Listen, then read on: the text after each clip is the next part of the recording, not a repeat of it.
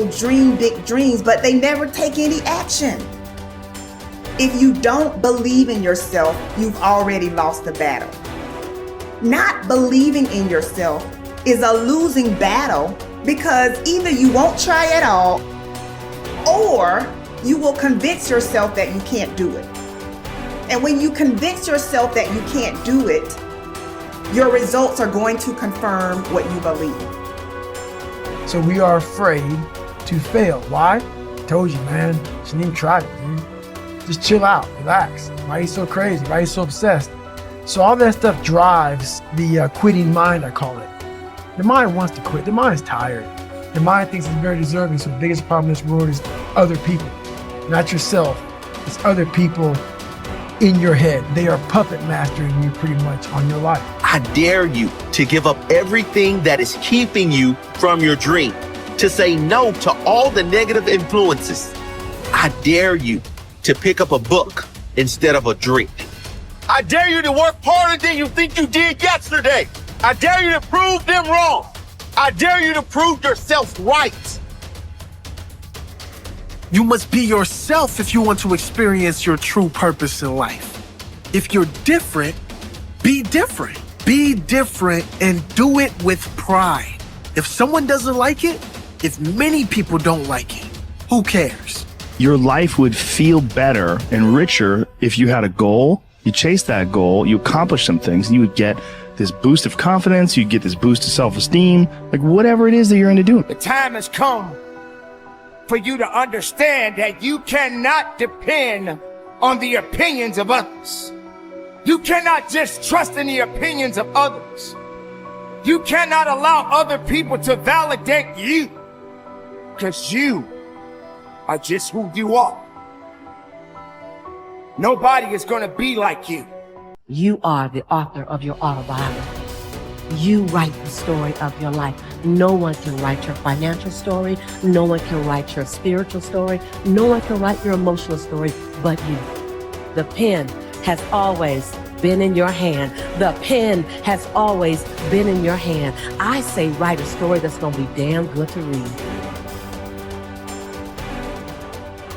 But don't let yourself be vulnerable to weakness. Don't let weakness consume you. Don't let hopelessness consume you. Be about your business. Understand that you got to keep living and living strong. When nobody's looking, when nobody's watching, when nobody understands the measure of passion that you carry, can you keep going? Don't stop. You're right there. Find something. Find a thing that you genuinely enjoy, because getting good at things you genuinely enjoy is extremely beneficial for young people, because it lets you know that, like, everybody thinks they're a loser. Every young person thinks they're a loser. At least a young person in the situation I was at. Like, I didn't know I wasn't a loser until I started winning, until I started doing martial arts. Martial arts taught me that, like, I could get better at stuff, that I wasn't really a loser. I just was someone who was, like, in a fucked up situation, but you could channel all that energy that you have as a young person into something and get better at it. And then all of a sudden people admired me. I was like, this is crazy. So I went from being someone who was incredibly insecure and basically a failure to someone who was really successful at this one thing that was very dangerous, that other people were scared of. And that gave me immense confidence and also a real understanding of the direct correlation between hard work and success. And a kind of understanding that you're not a loser. Right. That there is a diamond in the rough. Yeah, and also an understanding that you can't listen to people. Because even my parents didn't want me to do martial arts. They didn't want me to fight. They didn't want me to do stand-up. There's like, you have to understand, like, who you are, and then in the face of other people's either criticism or, you know, lack of faith in your ability to succeed, you push through, and there's great benefit in that. And then you realize that you can kind of apply that to other things in life.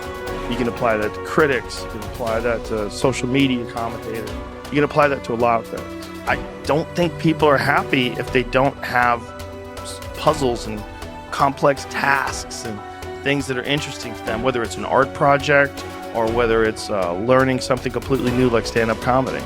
Like, doing things that are difficult it's as much of a nourishment of the mind as food is a nourishment of the body. I think you need things that are puzzling to you, where you have to find your own human potential in the difficulty of the task and work your way through things. At least for me. For me, I mean, I can only speak for me because I'm the only life that I've ever lived that I'm aware of. And in my life, that has been 100% constant. I am a very happy person, and I have never had a moment where I'm not doing difficult. Yeah. Ever. What I realized is, for me to become the man I wanted to become, I saw myself as the weakest person God ever created. But I never blamed God for anything he did to me. So I wanted to change that to be the hardest man ever created. Am I that? I don't know, but you had to have a goal. And my goal, when I was sitting there, not going to school, being bullied, having no self-esteem, my goal was, the only person that's gonna turn this person around is me. The only way I can turn it around is put myself through the worst things possible a human being can ever endure. And that'd be the only way that I can build this brain to handle anything that comes in front of it, callousing my mind through pain and suffering. So we read a bunch of books nowadays. As humans, we want to find out how to be someone else. What we don't do is we don't go inside. So literally turn yourself inside out. Read the book that's like we're writing a book every day for life, but we never read that book. So what I would challenge this young man or young woman to do is you have to look inside of yourself and see what you really want. What are you passionate about? We use these words and these little phrases of only the strong survive and all this other crap. They're all words.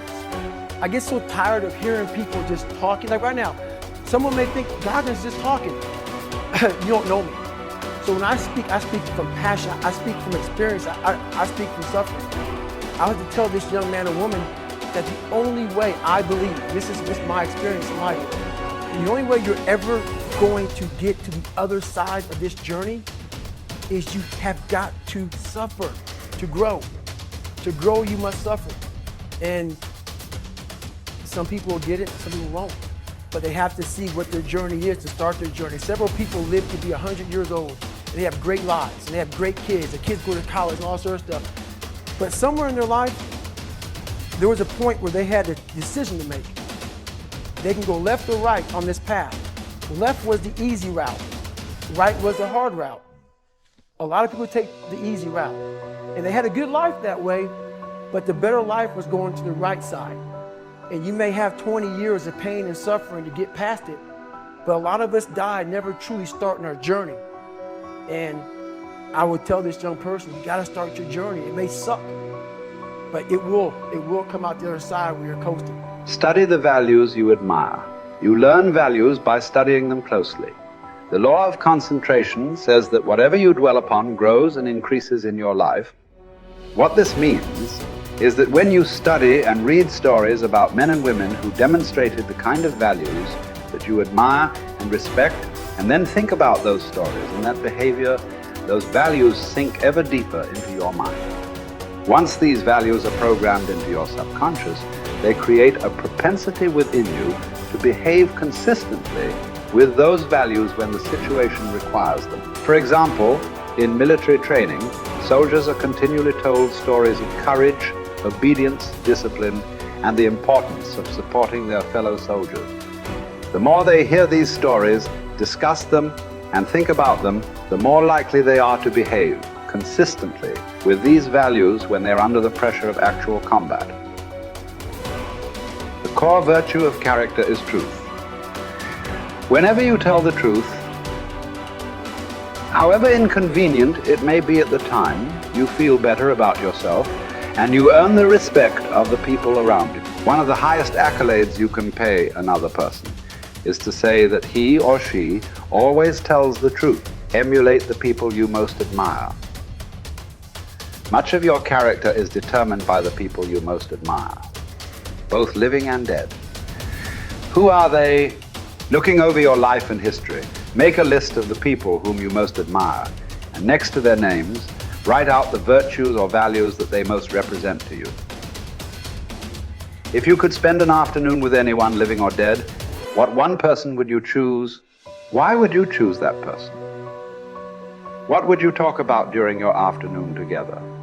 What questions would you ask, or what would you want to learn? Consider this as well. Why would that person want to spend an afternoon with you? What are the virtues and values that you have developed that make you a valuable and interesting person?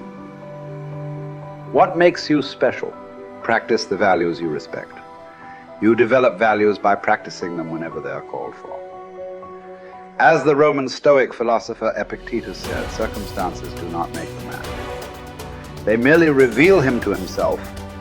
When a problem occurs, people tend to react automatically based on the highest values that they have developed up to that moment. We develop values by repetition, by behaving consistently with a particular value over and over again until it becomes a habit and locks in so that we come to practice it automatically. Men and women with highly developed characters behave in a manner consistent with their highest values, and they do so without thought or hesitation. There is no question in their minds about whether or not they are doing the right thing.